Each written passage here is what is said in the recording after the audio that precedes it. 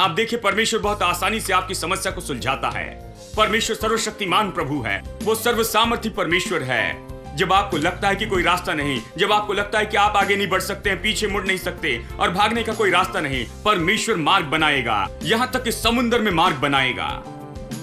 परमेश्वर चमत्कार करने वाला प्रभु है दोस्तों, यही तो विश्वास है। Your presence is heaven to me.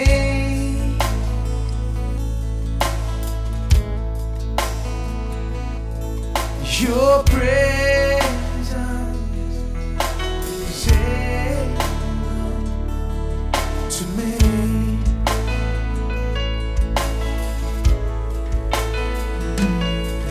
Your presence is heaven to me.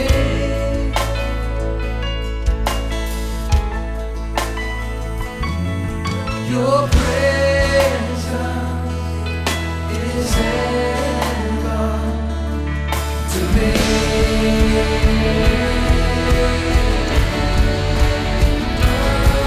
To me.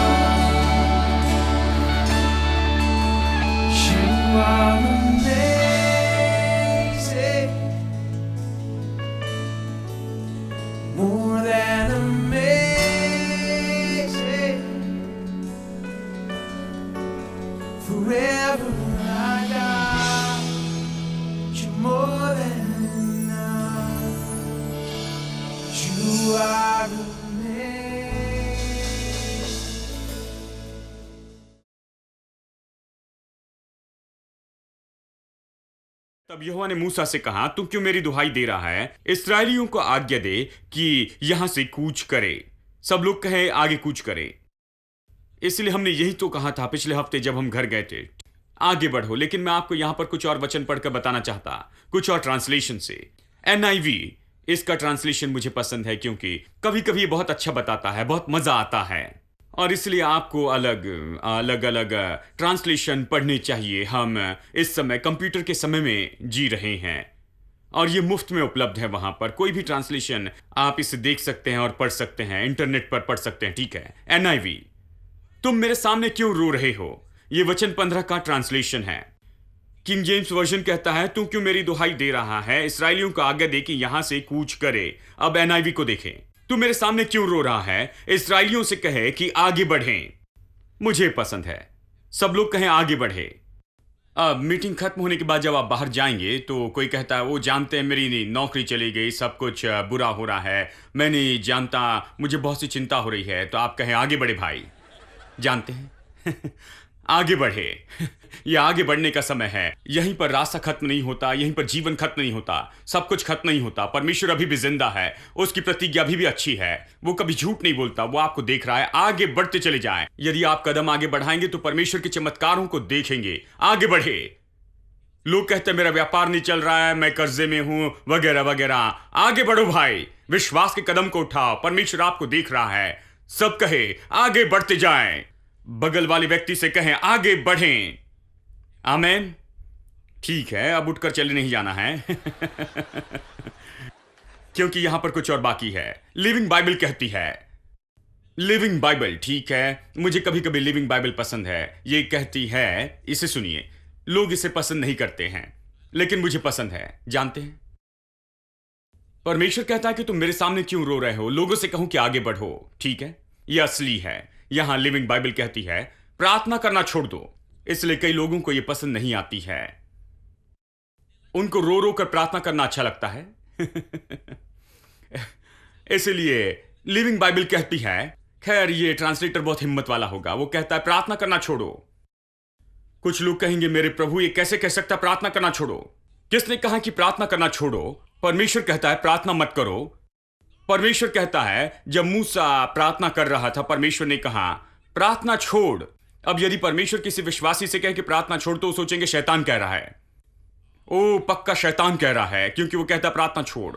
परमेश्वर कहता है प्रार्थना छोड़ दे, मतलब अपनी प्रार्थना रोक दे। अब ये समझ में आता है, क्योंकि आपको प्रार्थना करनी चाहिए जब प्रार्थना करनी चाहिए, आपको काम करना चाहिए जब काम करना चाहिए। आपको काम करना है तब प्रार्थना नहीं करनी है।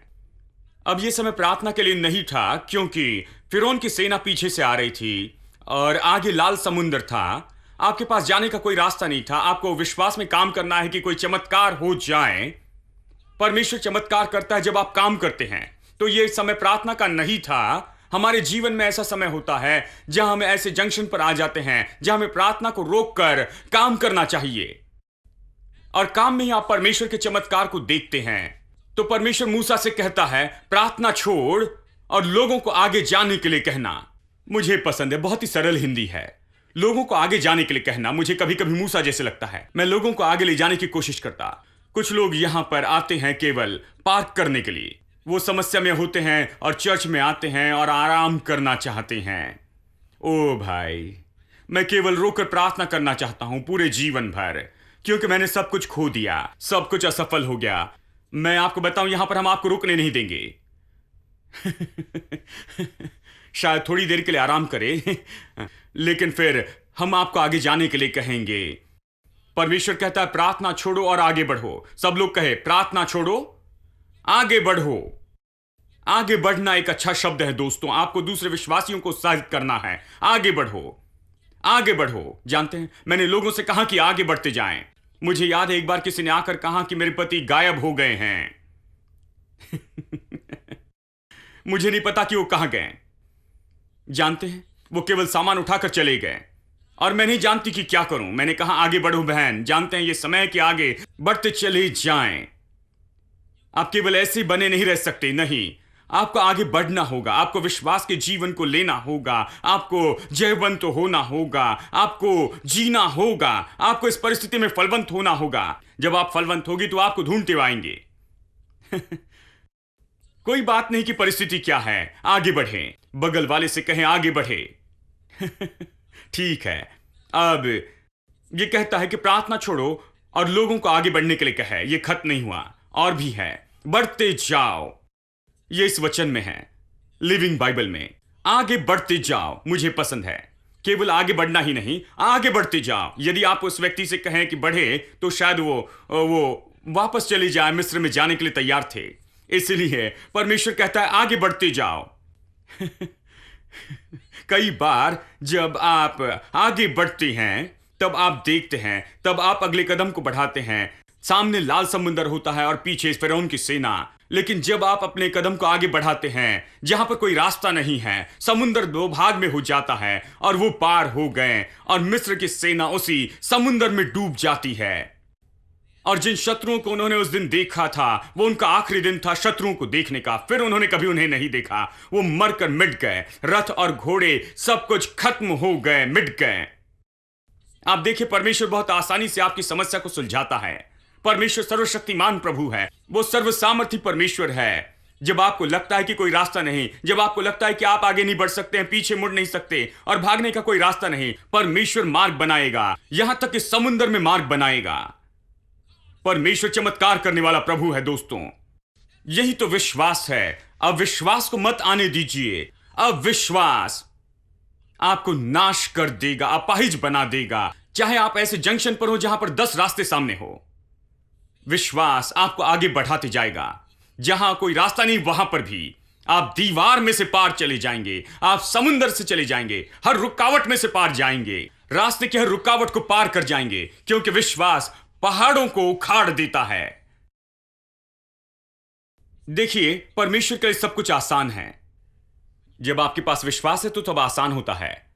आपने देखा कि कोई रास्ता नहीं था। मेरे प्रभु, मैं इसे कैसे करूंगा? कोई रास्ता नहीं, हम मर जाएंगे। उन्होंने कहा तू हमें यहां पर मरने के लिए लेकर आया है क्या? क्योंकि तुम्हें लगता है कि मिस्र में कोई कब्र नहीं है, ऐसा उन्होंने कहा। परमेश्वर ने कहा नहीं, यह मेरे लिए बहुत आसान है, लेकिन समस्या तुम्हारे लिए बड़ी है। यह मेरे लिए बहुत आसान है। मैं आसानी से समुद्र को 2 भाग करूंगा और तुम्हें जाने दूंगा और उन लोगों को इसी में डुबा दूंगा। उसने एक ही बार में 2 काम किए और उन्हें बचा लिया और मिस्रियों को डुबा दिया। आमेन। ठीक है, सब लोग कहें आगे बढ़ें। लोग कहेंगे भाई मैं नहीं बढ़ सकता, यही तो समस्या है। आगे बढ़िए, तभी आप देखेंगे। देखिए, तभी आप चमत्कार को देखेंगे। ठीक है, आगे देखते हैं। छठा तो है अविश्वास दूसरों पर दबाव डालता है। अब ये बहुत ही जरूरी है कि आप इस बात को जानें, क्योंकि हम इसे कई बार देखते हैं कि लोग इसे करते हैं। निर्गमन अध्याय 15 और चलिए देखते हैं वचन 20। अब इस्राएली लोग पार आ चुके थे लाल समुंदर से। वो दूसरी ओर थे और सारे शत्रु डूब गए थे। और वचन 20 को देखिए। यह कहता है, तब हारून की बहन मरियम नाम नबिया ने हाथ में डफ लिया और सब स्त्रियां डफ लिए नाचते हुए उसके पीछे हो ली। वो तो अच्छे पेंटिकॉस्टल लोग हो गए। वो मरे हुए विश्वासी जैसे नहीं थे। वो सच में आत्मा से भरे हुए पेंटिकॉस्टल लोग थे, क्योंकि उनके पास डफ थी, झांझ थी, नाच रहे थे, भविष्यवक्तिनी थी। हेलो।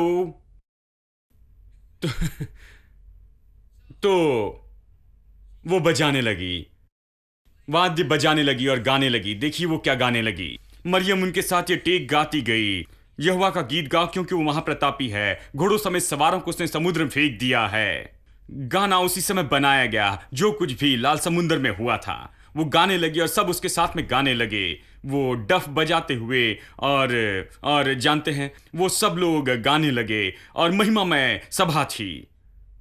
कितने समय तक ये चली? केवल 3 दिन तक। मुझे याद है पिछले दिनों में जब एक सभा होती थी, 3 दिन की जागृति होती थी और फिर बाकी का पूरा साल अविश्वास का साल होता था। देखिए, अब इसे सुनिए। तब मूसा इस्राएलियों को लाल समुद्र से आगे ले गया और वे शूर नामक जंगल में गए और जंगल में जाते हुए 3 दिन तक पानी का सोता न मिला।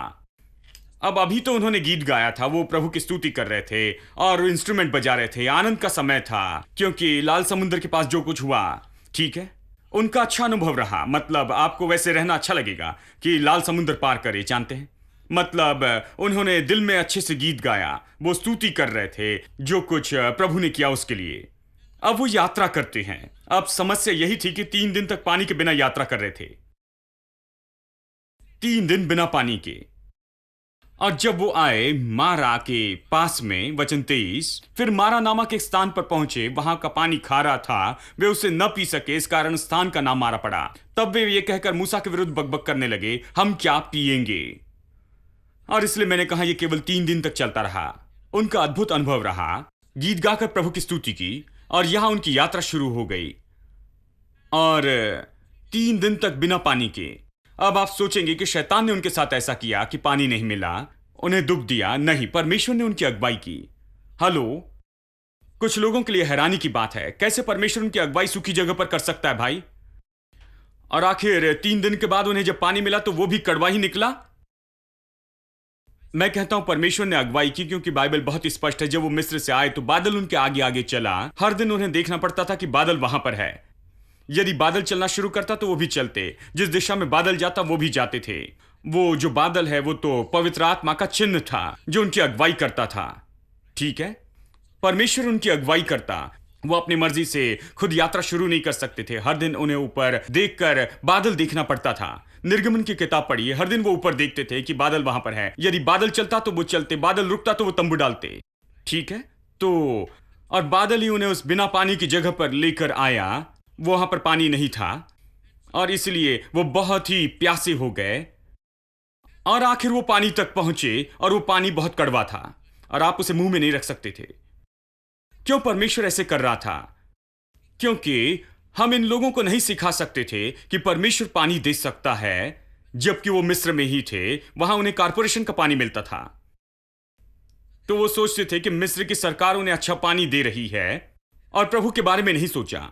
अब परमेश्वर उन्हें इसीलिए जंगल में लेकर आया, उन्हें बूट कैंप ट्रेनिंग दे रहा था, विश्वास की ट्रेनिंग। अब इस जंगल में उन्हें प्यास महसूस करनी थी, उन्हें पूरी तरह से प्यास को महसूस करना था, और फिर वो पानी के पास आते हैं, उससे कड़वा पाते हैं, और अब उनकी परीक्षा हो रही थी। कितने लोग जानते हैं कि प्रतिदिन हम परीक्षा लिखते हैं? हाँ, आत्मिक जीवन में हर एक दिन परीक्षा का दिन होता है। अब स्कूल में परीक्षाएं चल रही हैं और सारे माता पिता आराम कर रहे हैं। ओ, मेरे बच्चे की परीक्षा में आजाद हूं। नहीं, आप बड़ी परीक्षा में हैं और बहुत बार आप परीक्षा में फेल हो जाते हैं। यही तो बात है, क्योंकि हम नहीं जानते कि यह परीक्षा है। क्यों परमेश्वर उन्हें पानी के पास लेकर आता है जो पानी कड़वा था? क्योंकि वो परीक्षा थी। कौन सी परीक्षा? वो देखना चाहता था कि क्या कहेंगे। और उन्होंने क्या कहा? वो मूसा के विरुद्ध कुड़कुड़ाने लगे। वो कहने लगे, हम क्या पिएंगे? उन्होंने यही कहा। वो कुड़कुड़ाने लगे और कहने लगे, हम क्या पिएंगे? मेरे ख्याल से उनकी प्रतिक्रिया अच्छी होनी चाहिए थी। ये सब में से होकर जाने के बाद में याद कीजिए, मिस्र में कई बार परमेश्वर ने मिस्री और इस्राएली लोगों के बीच में बहुत बार फर्क दिखाया। ठीक है, कई बार मिस्री के घर में मृत्यु थी और इस्राएलियों के घर में मृत्यु नहीं थी। मिस्रियों के घर में पशु मर गए, इस्राएलियों के घर में पशु नहीं मरे। इस तरह से परमेश्वर ने बहुत ही अद्भुत रीति से बड़े चमत्कार बार बार किए। उन्होंने उसे देखा, वो गवाह थे, उन बातों के पहले गवाह थे। फिर उन्होंने लाल समुद्र पार किया, उन्होंने खुद ही से पार किया था। उन्होंने अद्भुत चमत्कारों का अनुभव किया। अब वो उस पानी के पास में आते हैं जो कड़वा था। उनकी प्रतिक्रिया क्या होनी चाहिए? मेरे ख्याल से उनकी प्रतिक्रिया कुछ ऐसी होनी चाहिए, हाँ, प्रभु की स्तुति कि कोई बड़ी समस्या नहीं परमेश्वर के लिए। खैर, पानी तो है, कुछ भी हो, ये कड़वा है, लेकिन ये कड़वा पानी मीठे पानी में बदल सकता है, क्योंकि परमेश्वर चमत्कार करने वाला है। यदि वो समुद्र को 2 भाग कर सकता है और उसमें से हमें ला सकता है, तो ये उसके लिए बहुत ही आसान है कि बस एक ही पल में इस कड़वे पानी को मीठे पानी में बदल दे। ठीक है, इस तरह से उन्हें कहना चाहिए था, ऐसी उनकी प्रतिक्रिया होनी चाहिए थी। आप जानते हैं उन्होंने क्या कहा? वो कहने लगे, मूसा, हम तुम्हें मार डालेंगे क्योंकि तू मिस्र से हमें यहां पर मरने के लिए लाया है। तू हमें यहां पर सूखे रेगिस्तान में लेकर आया है। हमें पानी जब मिला तो वो भी कड़वा ही निकला। हम प्यासे हैं, हम एक कदम भी आगे नहीं चलेंगे। हम तुझे बता देते हैं कि यदि तू हमारे लिए कहीं से पानी नहीं लाएगा तो हम कहीं पर नहीं जाएंगे। हम तेरे विरुद्ध में चले जाएंगे और शायद तुझे मारेंगे। ऐसा उनका स्वभाव था। देखिए, परीक्षा में फेल हो गए। परमेश्वर क्या चाहता था? परमेश्वर देखना चाहता कि उनका विश्वास कहां पर है। विश्वास तुम्हारा कहां पर है? मैंने तुम्हारे लिए इतने चमत्कार किए, क्या तुम्हें विश्वास नहीं कि यदि मैं लाल समुद्र को 2 भाग में बांट सकता हूं तो मैं तुम्हारे लिए नहीं कर सकता? हेलो, कितनी बार आप कहेंगे कि परमेश्वर ने कितनी बार मेरे लिए अद्भुत काम किए हैं। मैं अपने जीवन में पीछे देखता हूं कि परमेश्वर ने मेरे लिए कितने अद्भुत काम किए, और जब मैं इसे याद करता हूं, इससे मैं आगे बढ़ने के लिए उत्साहित होता हूं। कई बार मुश्किल के समय में भी, कई बार मैं पीछे मुड़कर देखता हूं, परमेश्वर ने काम किए और वो अभी भी कर सकता है मेरे लिए। देखिए, यही तो परमेश्वर हमसे चाहता है।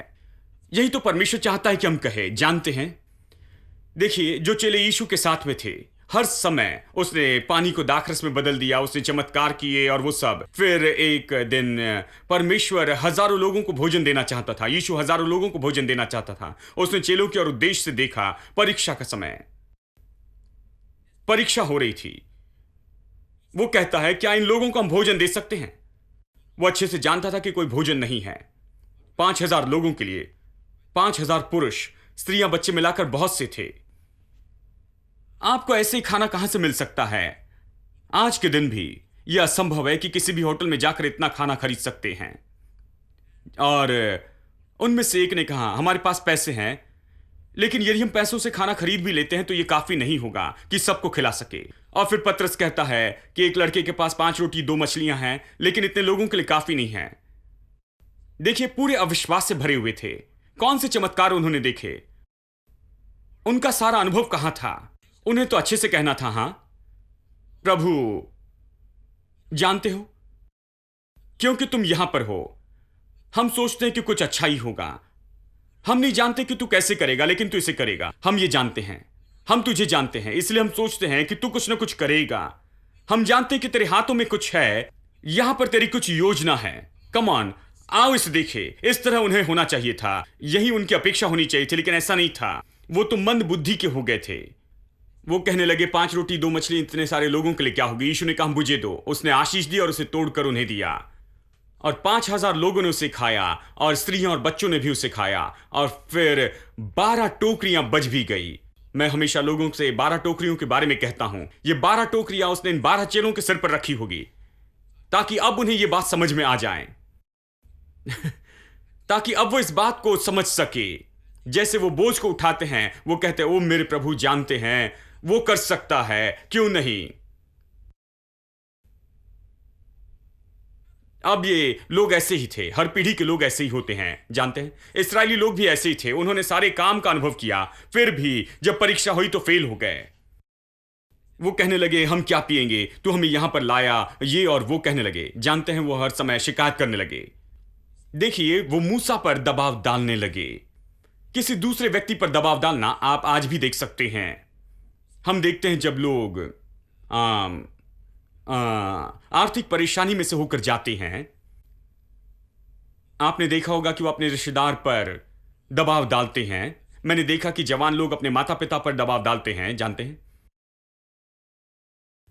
वो अपने माता पिता के पास में जाते हैं, और एक भाई ने मुझसे कहा, मैं जानता हूं कि कैसे अपने पिता के हाथ को मरोड़ूं कि वो मुझे दे सके। मैं जानता हूं कि मुझे क्या करना चाहिए कि वो पैसे दे सके। वो जरूर देंगे, मैं जानता हूं। वो सोचते हैं कि वो बहुत ही माहिर है। मैंने कहा, इसके बजाय कि आप जाकर उनके पीछे समय बर्बाद करें, मैं सोचता हूं यह अच्छा होगा कि आप परमेश्वर के वचन पर दिन रात मनन करें, तो आपको कभी पिता के सामने हाथ फैलाने नहीं पड़ेंगे। हेलो, सब लोग बहुत शांत हो गए वो सोचते थे वो इसमें बहुत माहिर है, अपने पिता का हाथ मरोड़ कर पैसे ले सकते हैं। ये और वो कहने से वो उनसे पैसे निकालवा लेंगे। मैंने कहा, ये सब क्यों करते हैं? प्रभु पर भरोसा क्यों नहीं रखते? किसी ने उन्हें परमेश्वर पर भरोसा रखने के लिए नहीं कहा था। देखिए, हम दूसरों पर दबाव डालने में बहुत ही अच्छे होते हैं। दबाव डालते रहना, जानते हैं। पैसों के लिए माता पिता के पास जाते हैं, ससुराल में जाते हैं, या भाइयों और बहनों के पास जाकर दबाव डालते हैं, और जानते हैं, कहते हैं कि मैं केवल आप ही पर आशा करता हूं, आप ही मेरी मदद कर सकते हैं, तुम्हारे बिना मैं कुछ नहीं कर सकता, मेरा भरोसा केवल आप पर है, आपको कुछ न कुछ करना होगा। कितने लोगों ने ऐसे शब्द सुने हैं? वो उस तरह के व्यक्ति जिनके दिल में अविश्वास है, उनके पास विश्वास नहीं। और मैं आपको बताऊं, यदि वो इस तरह कहते रहेंगे तो उनका कोई भविष्य नहीं, उनके पास कोई विश्वास नहीं कि वो कर सकते हैं, उनका प्रभु पर विश्वास नहीं कि उनकी जरूरत पूरी कर सकता है। More than I could hope or dream of, you uphold your favor with me. One day in the house of God is better than 1,000 days in the world. So blessed, I can't contain it. So much, I gotta give it away. Your love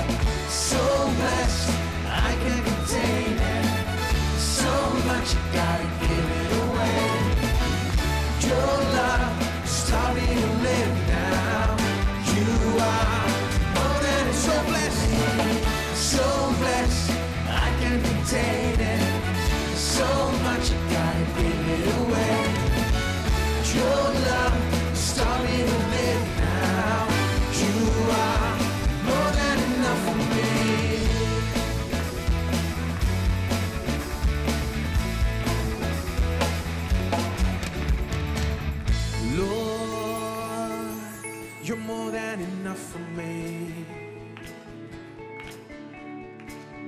Lord, you're more than enough for me. Everybody, say that, confess that. Lord, you're more than enough for me. Lord, you're more than enough for me. Let's just raise our hands and say that. Lord, Lord, you're more than enough for me. Lord, you're more than enough for me. You're more than enough, Lord. Lord, you're more than enough for me. Lord, you're more than enough for me. So blessed, I can't contain it.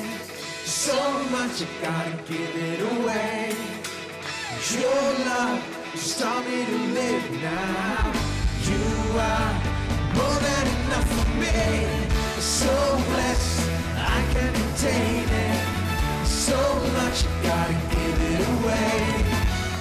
Your love just taught me to live now. You are so blessed, so blessed, I can't contain it. So much you gotta give it away. Your love has taught me to live now. You are more than enough for me.